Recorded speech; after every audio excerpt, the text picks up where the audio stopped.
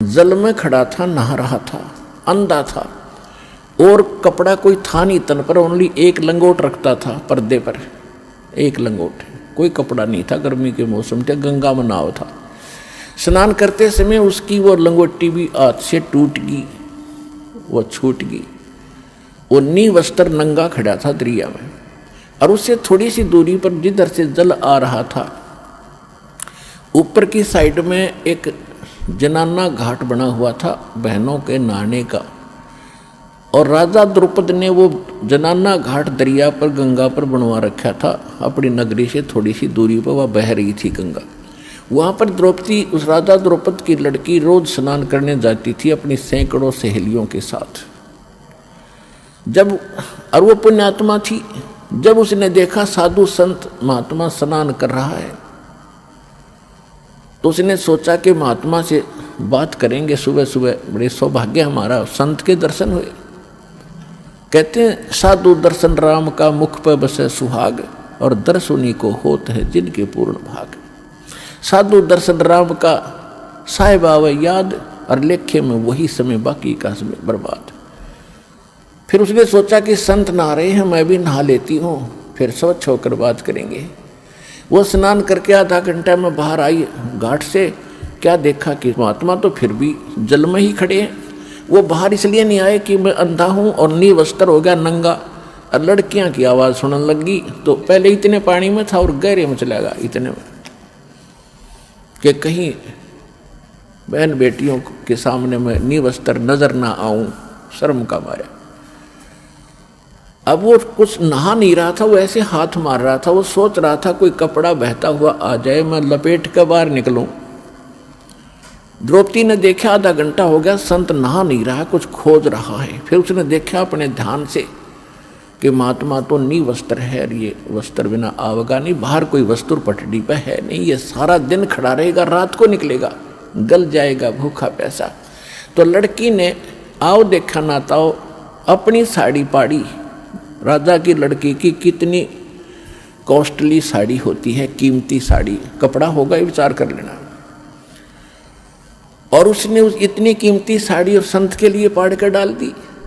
एक लकीर, एक बिलहात की, यानी 9 इंच लगभग, कोपीन आकार की, और पाड़ के, और 3 फुट चौड़ी लंबी, पानी में डाल दी। बहता हुआ वह साथ से निकल गई, लेकिन महात्मा ने दिखाई नहीं था, लीला थी उनकी, और निकल गई। 7-8 बार ऐसी साड़ी पाड़ पाड़ के, एक बिलहात यानी 9-9 इंच, 7-8 बार पाड़ के डाल दी, लेकिन साधु के हाथ नहीं लगी, वो साइड से निकल जाती थी, उसको दिखाई नहीं देता था। तो यह लीला भी भगवान कर रहे थे कि इसके कर्म बनाऊं, इसके कर्म बने, या इसका एक कैर टूटेगा, वो बचे क्यों करे इस बेटी का। अब देखो पुण्यात्मा, लोभ लालच करे तो ऐसा करे, बेईमाना करे तो ऐसा करे। उसके साथ और भी सहेली थी, नौकरानियां थी। उन नौकरानियों को भी कह सकती थी कि एक साड़ी का टुकड़ा डाल दो महात्मा के लिए, तो एक साड़ी का 2 साड़ी डाल। उसने पता था, नौकरानी को मालूम है आज अपनी राजा की लड़की के कहने से हम थोड़ा सा टुकड़ा साड़ी का देंगे, 2 साड़ी देगी, जाते ही 2-3 धोती देगी, बढ़िया, तो वो डाल सकती थी। लेकिन उसने उनको नहीं दिया, क्योंकि उसको मालूम था कि मैं पुण्य करूंगी अपने हाथ से, मुझे मिलेगा, ये करेंगी तो इनको मिलेगा। इतना अध्यात्म ज्ञान उन बच्चों को उसमें दिया जाता था। मैं रोटी खाऊंगी मेरा पेट भरेगा, ये खाएगी इसका भरेगा। तो उसने ये बेईमाना लालच करा। तो लोभ करे तो ऐसे करे, दान धर्म करने का स्वयं करे, अपने डट के करे, और सेवा करने का। तो इसी प्रकार जब उसने 7-8 को पीन के ऐसे डाल दी, नहीं हाथ लगी, फिर उन्हें सोचा निकट न्यों नहीं जावे थी कि कहीं महात्मा को आभास ना हो जाए कि लड़की है, ये जो कपड़ा डाल रही है निकट आएगी, तो कहीं ये आगे को ना सरक जा दरिया की तरफ और बह जावे, मर जावे, यो तेज धार में बह के। बोल इसलिए नहीं रही थी। इसलिए उसने एक लंबी लकड़ी उठाई जंगल से, उसके फिर एक और टुकड़ा पाड़ा, फाड़ के उसके लपेटा, और धीरे धीरे साधु संत के हाथ के निकट कर दिया, जहाँ वो ऐसे हाथ मार रहा था। जब उसके हाथ लग गया उसने तुरंत उसको पकड़ा मजबूती से। फिर उसने देखा कि ये वैसे कोई बहता हुआ कपड़ा नहीं है, ये तो स्पेशल साइज पाड़ कर साड़ी का दिया हुआ है, और बेटी भी आस पास ही होगी। वो तो अंतर्यामी थे, लेकिन लीला जो भगवान करते हैं, जैसे 120 वर्ष धानक रूप में, जुलाई रूप में काशी में रहेगी, कोई आज तक नहीं समझ पाया वो भगवान थे। आज समझ में आ गया कि वो परमात्मा थे और हैं और रहेंगे। तो ये लीला ऐसी गजब की करता, कोई सोच भी नहीं सकता यूँ भगवान है रह कैसे। अंधे की लीला करे थे, अंधे वाली करी पूरी। इस काल को भी धोखा देता है, यही वेद में लिखा है। और यही नानक साहब कहते, ए ठगवाड़ा ठगी देश खरा सियाणा बोता बार, ये धारण के रूप रहा करता है। और खुद कहते भगवान सोचल सीधर मैं करूं अपने जन के काज। तो द्रौपदी जब उसने वो टुकड़ा लिया, देखा कि हाँ ये तो किसी लड़की बेटी ने दिया है, तो कहा बेटी आज तैने मेरी इज्जत रखी है, भगवान तेरी इज्जत रखेगा और तुझे बहुत ज्यादा दे। अब उसका वचन कैसे टले? तो सुपात्र को दिया दान। इस संसार में आने वाले कैर से भी कुछ ऐसे कर्म हैं जो दान से ही कटते हैं, कुछ ऐसे कर्म हैं जो सेवा से ही कटते हैं, कुछ ऐसे पाप कर्म हैं जो आपके आरती सिमरन सत्संग सुनने से कटेंगे, कुछ ऐसे कर्म हैं जो दान धर्म करने से और हवन यज्ञ करने से कटेंगे, कुछ ऐसे कर्म हैं जो दंडोत प्रणाम से ही आपके नाश होंगे, कुछ ऐसे पाप कर्म हैं जो सिमरन से ही कटेंगे। तो हमने सारे फार्मूले अपनाने अपने अंतःकरण को धोने के लिए, साफ करने के लिए। तो वो तरीके सारे के सारे आपको यहाँ मिलेंगे और पृथ्वी पर नहीं हैं। इससे आपका अंतःकरण भी साफ होगा, जिस कारण से आपको इस जीवन में भी सुख होगा और मोक्ष भी मिलेगा।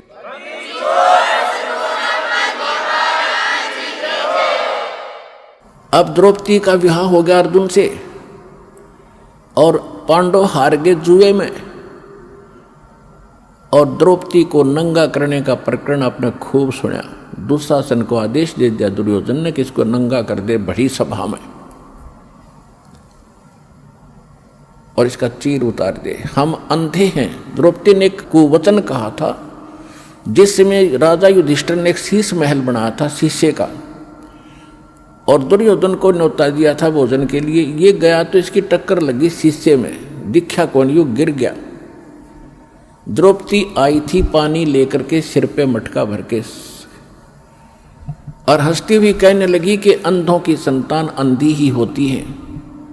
उसने एज ए भाभी अपने देवर को एक मजाक कर दिया, और कहते हैं दुर्योधन दुष्ट आत्मा था, उसका इतना दुख मान गया कि इसको सबक सिखाऊंगा कि इसने कैसे कह दिया मेरे साथ ऐसा मजाक, अभद्र मजाक किया है।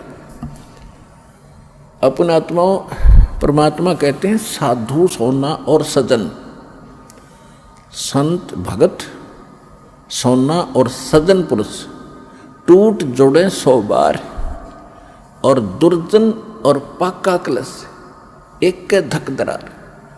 जैसे मटका होता है पका हुआ, उसको थोड़ा सा झटका लग गया, उसमें दरार आ जाएगी, क्रैक हो गया, वो दोबारा नहीं मिल सकता। 100 प्रयत्न कर लो, अलग ही पहचान रहेगी।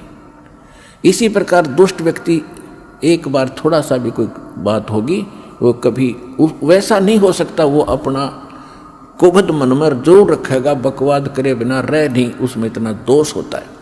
और भगत संत साधु और सोना और सजन, सजन पुरुष भद्र पुरुष टूट जोड़े 100 बार। जैसे सोने का आभूषण बना दिया, अलग अलग टुकड़े कर दिए, फिर उसको दोबारा आभूषण बनाया जाता है, निशान भी नहीं रहता ये कौन था, वैसा ही बन जाता है।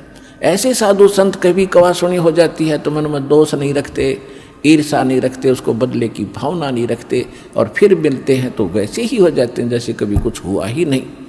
और दुर्जन, दुर्योधन दुर्जन था, एक के धक दरार, उसमें इतना क्रैक आ गया, वो मिटा नहीं, अपना नाश करा कर टिका, सर्वनाश कराया उसने। अब उसी आधार से उसने कहा कि दुशासन अब इसको नंगा कर सुबह में, हम तो अंधे हैं और अंधों की संतान है, हम कुछ देख थोड़े सकेंगे इसके अंग को, नंगा कर इसको आज। अब द्रौपदी, वहां कौन कौन विराजमान थे पुण्यात्मा, महाभारत पढ़ा करते आप, इसको बड़ा अनमोल ग्रंथ जान के। इसके अंदर जो इन पात्रों का जो गलत रोल था किसी का नहीं धरती पर हमने देखने नहीं मिला। भीष्म पितामह, द्रोणाचार्य और कर्ण, ये तीन ऐसे योद्धा थे जिससे सब कुछ कांपते थे। दुर्योधन भी कांपता था और वो सारे सभी कौरव कांपते थे। लेकिन उस सभा में वो सारे बैठे और विदुर भी विराजमान था। विदुर जो कौरव पांडवों का चाचा था। अब वहां पर जब उसको नंगा करने लगे, द्रौपदी ने सबसे पुकार की। पहले तो ये सोचा कि ऐसी गलती कैसे कर देंगे, सारी सभा में मुझे नंगा कैसे कर देंगे। भीष्म पितामह जैसे बैठे हैं दादाजी, और साथ में ये बैठे द्रोणाचार्य गुरुजी, और कर्ण जैसे महापुरुष अक्षत्रिय विराजमान है, ये कैसे गलती करेंगे। तो जब सबकी तरफ देखा, दुशासन ने उसका पल्ला पकड़ दिया नंगा करने के लिए। किसी ने भी यूं नहीं कहा तुम क्या कर रहे हो मूर्ख हो, ये क्या कर रहे हो, कैसा जुल्म कर रहे हो। अपने पति पांचों पांडवों की तरफ देखा, क्योंकि वो हार चुके थे, वो बंध चुके थे, नीची गर्दन कर ली। अब द्रौपदी ने देखा कि तो सब फेल हो गए। तो जिसको तू आसरा मान बैठी थी, जिनको सहारा मान रही थी, ये तेरी मदद हेल्प करेंगे, तो ये तो फ्यूज हो गए सारे। तो यहां परमात्मा ने कहा कि उस समर्थ की रीढ़ छुपाई कुल कुटुंब तेराता। अब इन संसारिक लोगों से तू अपनी कल्याण चाहता है, इनसे मदद मांग रहा है, ये मदद नहीं कर सकेंगे। समय आने पर भगवान ही मदद करेगा। और वो कैसे करेगा, यदि तूने उसके अनुकूल कोई ऐसा कर्म किया होगा तो करेगा। अब उस समय उस सभा में एक व्यक्ति था जिसको हम पंचायती कह सकते हैं और एक धर्मपुत्र कह सकते हैं, विदुर। विदुर ने खड़ा होकर कहा, करे भले आदमियों, तुम क्या करने जा रहे हो, कुछ दुर्योधन अकल से काम ले। बाहर के लोग तुम्हें क्या कहेंगे, अपनी इज्जत अपने हाथों उतार रहे हो। तुम एक ही दादा की संतान हो, तुम अलग अलग नहीं हो। विदुर कहे ये बंधु तुम्हारा, ये पांडव भी तो आपके ही चचेरे भाई हैं। विदुर कहे ये बंधु थारा, एक कुल एक परिवारा, और तुम ये ऐसा जुल्म ना करो, अपनी इज्जत आप ही उतार रहे हो। और कहते हैं जब विदुर ने उनको मना किया, रोकना चाहा तो थप्पड़ मारा, उसके मुंह पर थप्पड़ मारा कि तू तो पांडवों का चमचा है, सदा इन्हीं की ओर बोलता आया, जबकि नाते में वो चाचा था, सगा चाचा। कहते हैं विदुर के मुख पर लगा थपेड़ा, तू तो इन पांडवों का चेहरा, इनका चमचा है, नौकर। तू तो है बांदी का जाया, तू बांदी से पैदा हुआ है ना, इसलिए तेरे अंदर अक्षत्री वाले गुण नहीं है, तू इतनी ही बोधी बात कहता रहा। तू तो है बांदी का जाया। जब ये शब्द उसने कहा दुशासन ने, कहते हैं भीष्म, कर्ण और द्रोण मुस्काया।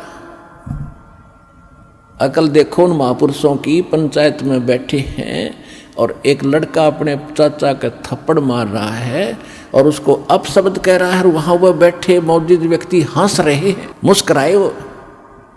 जबकि उन्होंने खड़ा होकर कहना चाहिए था, निकम्मे खबरदार देते ने अपने चाचा का हाथ लगा दिया, सारी नैतिकता नाश कर दी तूने। और वो इसके विपरीत उन्होंने ना कुछ टोका टाकी की, ना ये कहा तू ऐसा ना करो, बल्कि ये शब्द सुन के कि तू तो है बांदी का जाया। भीष्म, कर्ण और द्रोणाचार्य गुरु कहते मुस्काए, हंसे। और वहां एक था भक्त, एक था पंचायती। उस सभा में पंचायती के एक लक्षण और गुण होते हैं, सच्ची बात कहे, मुंह पे कहे, और उसकी नहीं चले तो उठ कर चला जाना चाहिए, वहां बैठा नहीं रहना चाहिए उस सभा। तो विदुर वहां से उठ कर आ गया, वहां रहा नहीं। या तो भीष्म, द्रोणाचार्य और कर्ण ने उनका विरोध करना चाहिए था, नहीं मानते तो सभा त्याग देनी चाहिए थी। वहां बैठे किस लिए थे? वो बुद्धिहीन उस द्रौपदी को नंगा देखने के लिए बैठे थे वो दुष्ट व्यक्ति। और किस लिए बैठे थे? अब कहते हैं बंधे से बंधा मिले और छोटे कौन उपाय, कर बंदगी निर्बंध की वो पल में दे छुड़ाए। अब दुर्योधन के मलिन अन्न को खाकर विषम पिता में द्रोणाचार्य और कर्ण वो दूषित मन के हो गए थे। वो बंद गए उसके लोक लाज में, किसका टुकड़ा खाते हम कैसे बोलेंगे। और विदुर ने खड़ा होकर कह दिया, और उधर से पांडव बंद गए कि हम हार चुके हैं, द्रौपदी को हम बोल नहीं सकते। वो भी बंधन में बंध गए, मर्यादा में। पुण्यात्मा, जब ये जीव इन संसारिक लोगों से अपना आस्था हटा लेगा, एक उदाहरण समझ लेना यहाँ पर, जब तक आप किसी राजनेता या अन्य किसी अपने धनी रिश्तेदार से आशा रखते हो अपने किसी वस्तु की, भगवान साथ कम देगा। जब आप उनसे हटकर केवल एक परमात्मा में आस्था रखकर सच्चे दिल से पुकारोगे तो पता नहीं क्या कर दे एक पल में।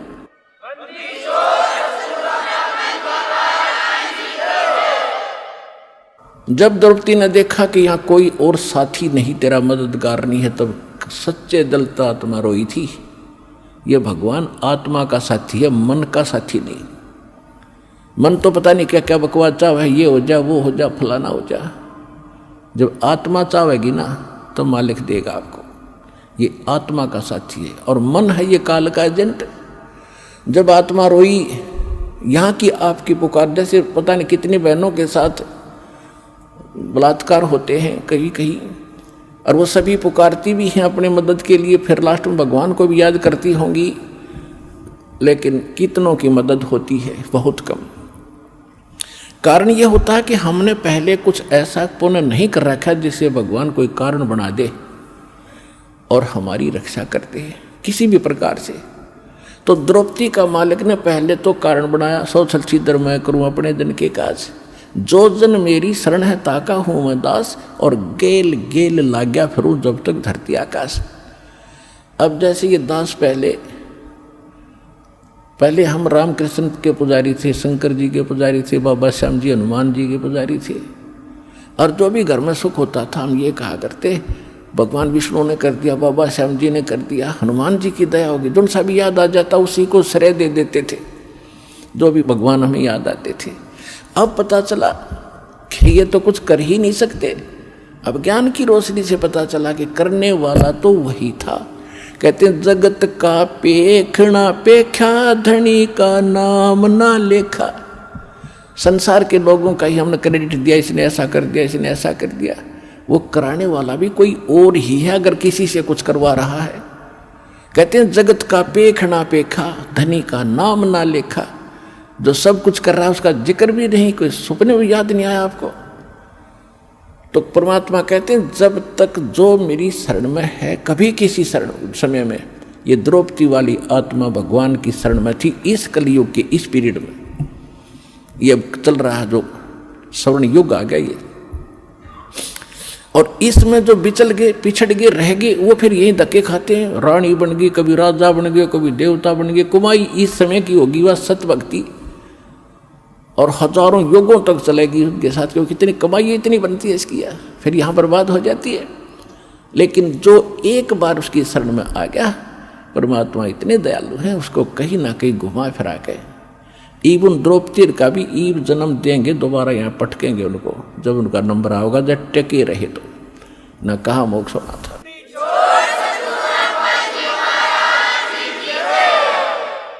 तो कहने का बात यह है कि जब आत्मा ने रोई हृदय से मालिक को, तो इसकी पुकार जाती है धर्मराज के दरबार में।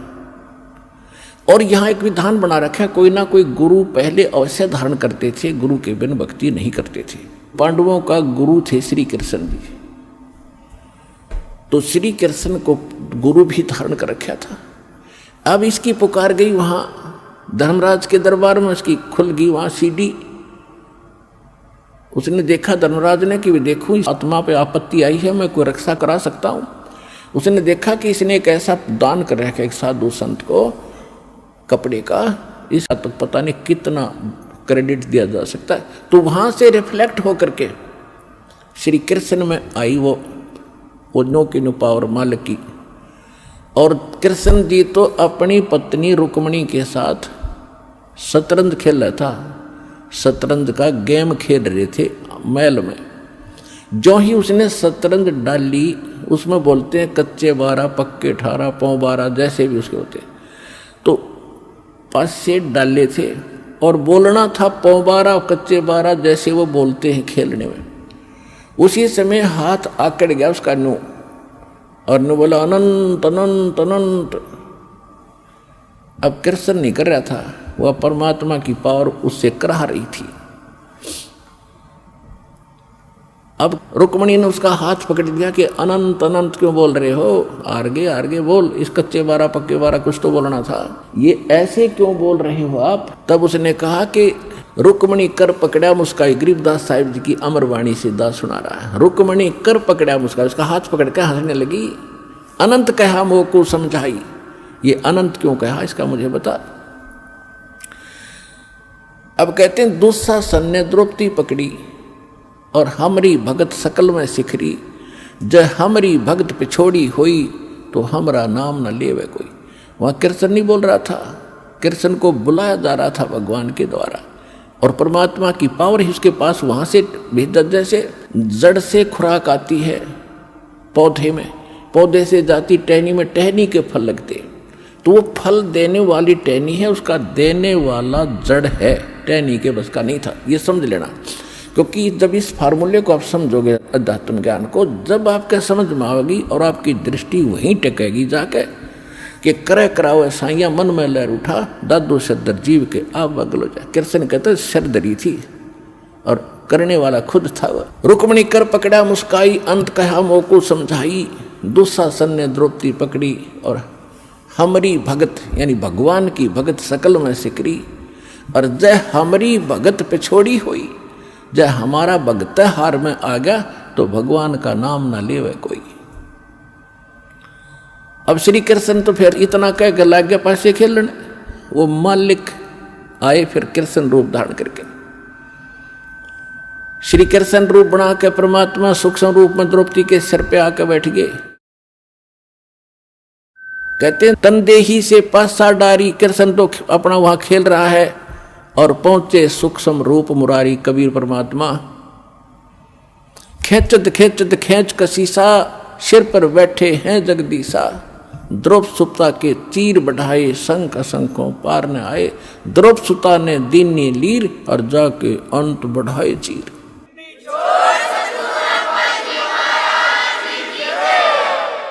देते को हर देत है जहां तहां से आन, अनदेवा मांगत फिरो, फिर साहिब सुने ना का।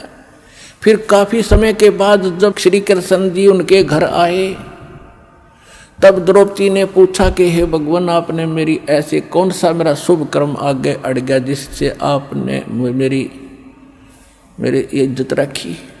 अब वो कृष्ण ने नहीं पता क्या हुआ, उसको तो बताया गया फिर कि आप ऐसे आए थे, मैंने आपको याद किया था, मेरी चीर हरण हो रहा था, आपने दया कर दी। तब श्री कृष्ण में भी को पिछले 3 लोग की ये कुछ शक्ति है, इनमें भी कुछ दिव्य दृष्टि होती है। इसने जब ध्यान मग्न होकर देखा कि कौन सा पुण्य इसको मिला, तब उसने बताया कि द्रौपदी, तूने एक बार जब तू कंवारी थी राजा द्रौपद के घर नहाने गई थी, और तूने एक साधु संत को एक बिलहाथ का एक छोटा सा टुकड़ा साड़ी का पाड़ के दिया था। उस महात्मा को दिए हुए फल, उस टुकड़े का फल आपको इतना मिल गया। ओए होए, जब उसको याद आया, रिमाइंड हुआ को, अच्छा हो इतने महापुरुष थे वो सूरदास। तो कहती है कि एक लीर माने छोटे से टुकड़े के कारण मेरे हो गए चीर अपार, और जय मैं पहले जानती कि ऐसे समर्थ है ये, तो सब कुछ देती वार कि उसको ना जाने के दान दे देती, इस महापुरुष को पता नहीं क्या समर्पण कर देती। तो पुण्यात्माओं, आज वो अवसर आ गया आपका, और जय ईब चूक गए, अब समर्पण होने का समय है मोक्ष प्राप्ति और यहाँ की सुख प्राप्ति के लिए। इसलिए आपको उदाहरण सुनाया।